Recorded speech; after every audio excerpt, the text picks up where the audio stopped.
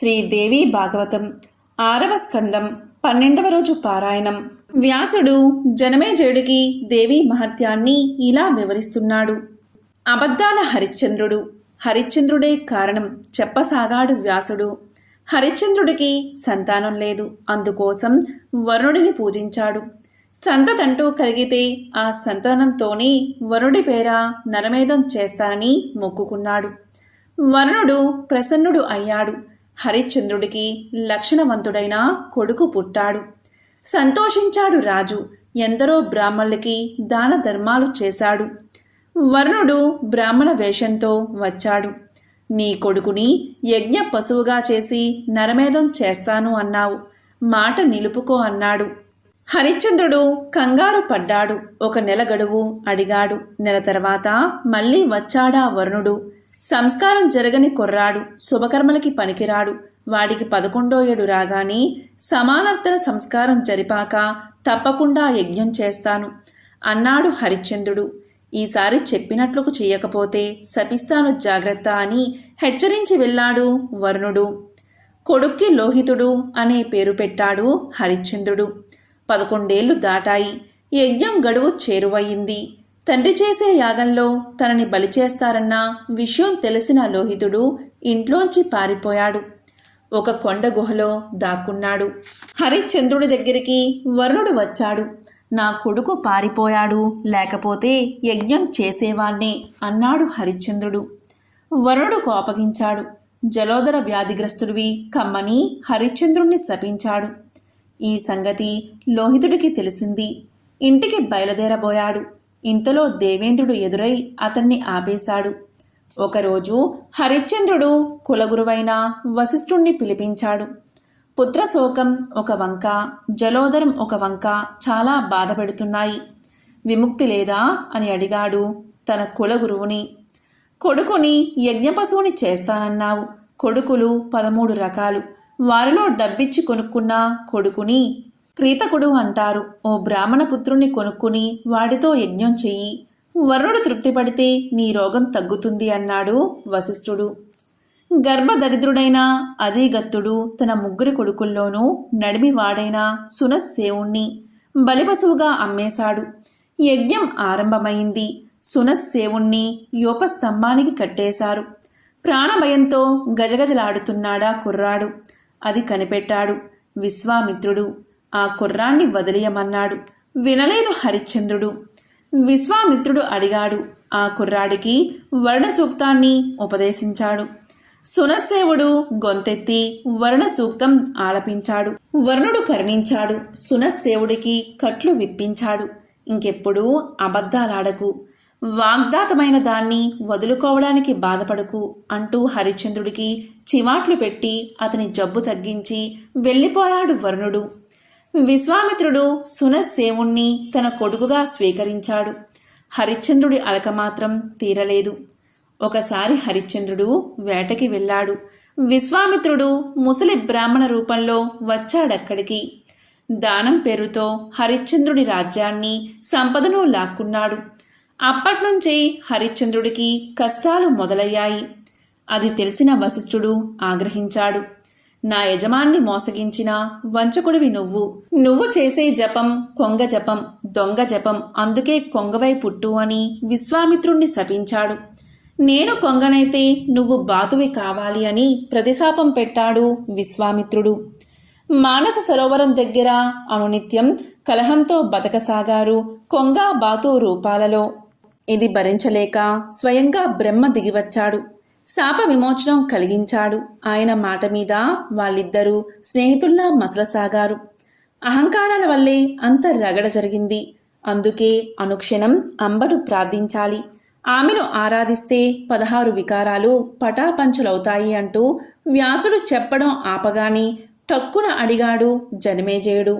వశిష్ఠుడు సూర్య వరుణుల కొడుకని, అందువల్లే ఆయన పేరు మైత్రావరుణుడు అని అంటారు కదా, మరి నువ్వు అతన్ని బ్రహ్మ మానస పుత్రుడు అంటావేమిటి అని అడిగాడు జనమేజయుడు. అప్పుడు వ్యాసుడు ఇలా చెప్పాడు. బ్రహ్మ మానస పుత్రుడే వశిష్ఠుడు. అయితే నిమిశాపం వల్ల శరీరం విడిచి పునర్జన్మ ఎత్తాడు. ఆ పునర్జన్మ మిత్ర వరుణుల వల్ల కలిగింది. అందువల్ల కొందరు అలా చెబుతారు అన్నాడు వ్యాసుడు. నిమి ఎందుకు శపించాడు అని అడిగాడు జనమేజయుడు. చెబుతా అని మొదలు పెట్టాడు వ్యాసుడు. ఇక్ష్వాకు వంశపు రాజు నిమి. అతను ఒకప్పుడు ఓ యజ్ఞం చేయడానికి గాను కులగురువైన వశిష్ఠుణ్ణి ఆచారుడిగా ఉండమన్నాడు. ఇంద్రుడు యజ్ఞం చేస్తున్నాడు, అది 5 సంవత్సరాలు పడుతుంది. ముందుగా నన్ను అతను పిలిచాడు, కాబట్టి అదయ్యాక నీ యజ్ఞం చేస్తాను అన్నాడు వశిష్ఠుడు. నిమి ఎంత చెప్పినా వినకుండా వశిష్ఠుడు ఇంద్రుడి యజ్ఞానికి వెళ్ళాడు. నిమి కూడా తన యజ్ఞం మానలేదు. గౌతముణ్ణి ఆచారుడిగా చేసుకుని హిమాలయం పక్కన సముద్ర తీరంలో మొదలెట్టాడు. యజ్ఞం బ్రహ్మాండంగా సాగుతుంది. ఇంద్రుడి యజ్ఞం ముగించి నిమి యజ్ఞానికి వచ్చాడు వశిష్ఠుడు. జరిగింది తెలుసుకున్నాడు. నన్ను త్రోసి ఇంకొకణ్ణి ఆచారుడిగా చేసుకున్నావు, నా మాట కాదని యజ్ఞం మొదలుపెట్టి నన్ను అవమానించావు. నిమిరాజా, విదేహుడివై పోతావు నువ్వు అని శపించాడు. అది వింటూనే అనవసరంగా నన్ను శపించావు గురుదేవా, క్రోధం నిండిన నీ శరీరం కూడా పడిపోవాలి అని ప్రతిశాపం పెట్టాడు నిమి. వశిష్ఠుడు బ్రహ్మను శరణు వేడాడు. తిరిగి పుట్టాలి, అప్పుడు ఈ శరీరమే కావాలి అని కోరాడు. బ్రహ్మ ఆజ్ఞ ప్రకారం వరుణాశ్రమానికి వచ్చాడు. అక్కడ సూర్యుడు వరుణుడు కలిసి ఉండడం చూశాడు.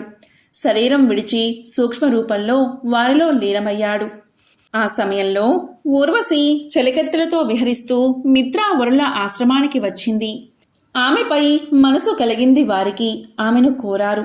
అప్పుడామె ఒక అత్యవసర దేవకార్యం మీద వెళుతున్న కారణంగా ఆ కార్యం ముగించుకు వస్తానని చెప్పి వెళ్ళిపోయింది. కాని ఆమె మరలా వచ్చే లోపలే మిత్రావరులకు స్థలనం జరిగిపోయింది. ఆ వీర్యాన్ని కుండలో భద్రపరిచారు. అందులోంచి 2 కొడుకులు పుట్టారు. ఒకడు అగస్త్యుడు, రెండవవాడు వశిష్ఠుడు. బ్రహ్మవరం వల్ల తిరిగి ఇక్ష్వాకుల కులగురువయ్యాడు. మరి నిమి ఏమయ్యాడు అన్నాడు జనమేజయుడు. వ్యాసుడు చెప్పసాగాడు. నిమి శరీరాన్ని యజ్ఞార్థం భద్రపరిచారు ఋత్వికులు. వారి దయవల్ల బొందెలో శ్వాస నిలిచింది. యజ్ఞం తర్వాత దేవేంద్రాదులు అతన్ని వరం కోరుకోమన్నారు. సర్వ ప్రాణుల నేత్రాలలోనూ వాయు రూపంతో నివసించాలని నా కోరిక అన్నాడు నిమి. పరాశక్తిని ప్రార్థించమన్నారు దేవతలు. నిమి చేసిన యాగంతో సంతుష్టి అయిన శక్తి నిమి స్మరించగానే కళ్ళకు తోచింది. నిమి ఆమెను కీర్తించాడు. తన కోరిక చెప్పాడు. భగవతి దయతలచింది. నీ కోరిక తీరుతుందని. అని ప్రభావం వల్ల జీవులకు రెప్పపాటు కలుగుతుంది. మనుషులు, పశువులు, పక్షులు నిమిషులు అంటే రెప్పపాటు కలవి అనిపించుకుంటాయి. దేవతలు మాత్రం రెప్పపాటు లేనివారే అనిమిషులుగాని ఉంటారు అని చెప్పి మాయమైంది. అనంతరం మంత్రాలు చదువుతూ మందనితో నిమిదేహం మందించారు ఋషులు. ఒక కొడుకు పుట్టాడు. మదనం వల్ల పుట్టాడు కనుక అతని పేరు మిది అయ్యింది. జనకుడి శరీరంలోంచి వచ్చాడు కనుక జనకులజుడు అన్నారు అతన్ని. నిమి విదేహుడు కావడం వల్ల అతని కులం వారందరికీ విదేహులు అనే పేరు వచ్చింది. మిది గంగా తీరాన నగరం కట్టాడు. దాని పేరే మిథిలా. వ్యాసుడు చెప్పింది విన్నాడు జనమేజయుడు. మహానుభావా, ఎంతైనా గురువుకు ప్రతిశాపం పెట్టడం నిమి తప్పు కాదా అని సందేహం వెళ్ళబుచ్చాడు. మనోనిబ్బరం లేకపోవడం వల్లే ఒకరినొకరు అలా శపించుకున్నారు.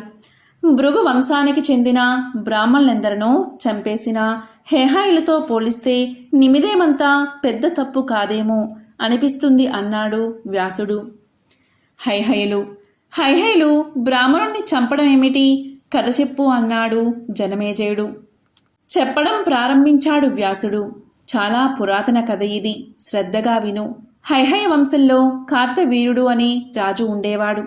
భృగువంశం బ్రాహ్మణులు అతనికి కుల పురోహితులు. అనేక యజ్ఞాలు చేశాడా రాజు. బ్రాహ్మణులకి అనేక దానాలిచ్చి సంపదనంతా వెచ్చించాడు. ఆయన గతించాడు.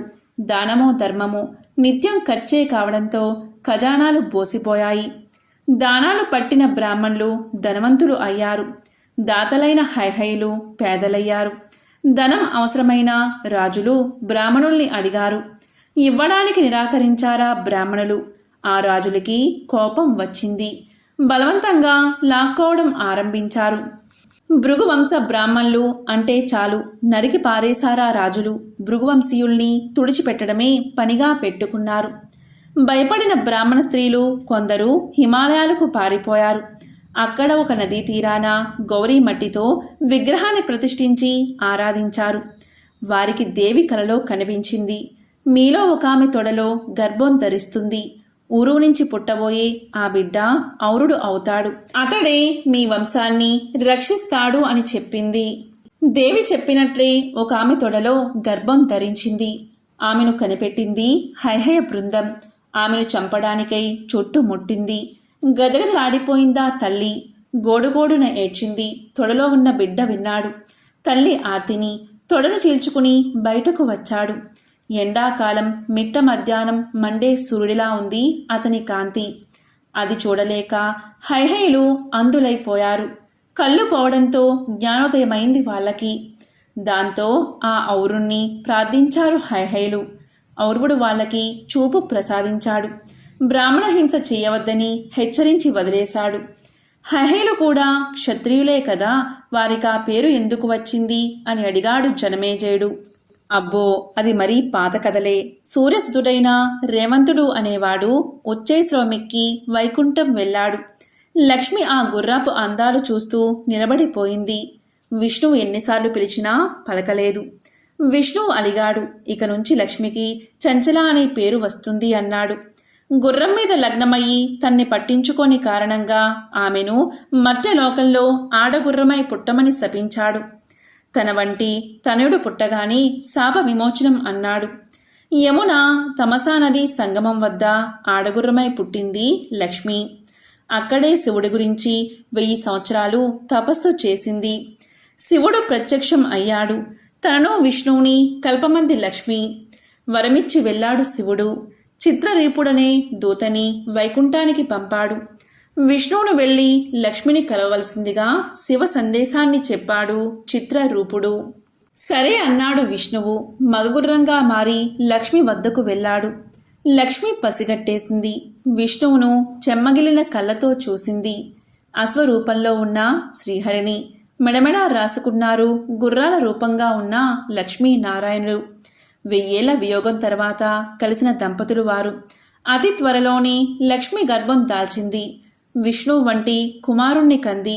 లక్ష్మీనారాయణులు వైకుంఠానికి బయలుదేరారు. వారి విమానం సరాసరి పుణ్యతీర్థంలో తపస్సు చేస్తున్న హరివర్మ వద్ద ఆగింది. శ్రీలక్ష్మిని శ్రీహరిని చూసి హరివర్మ నమస్కారం చేశాడు. విష్ణువు అతనితో, వర్మ, యమునా తమసా నది సంగమం వద్ద ఒక శిశువున్నాడు, తెచ్చుకో అని చెప్పాడు. విమానం వైకుంఠానికి వెళ్ళిపోయింది. పుత్రహీనుడైన హరివర్మ విష్ణు కుమారుణ్ణి తెచ్చుకున్నాడు. అతనే ఏకవీర నామంతో ప్రసిద్ధి చెందాడు. హైహయులకి అతనే మూలపురుషుడు. శ్రీదేవి భాగవతం 6వ స్కందం 12వ రోజు పారాయణం సంపూర్ణం.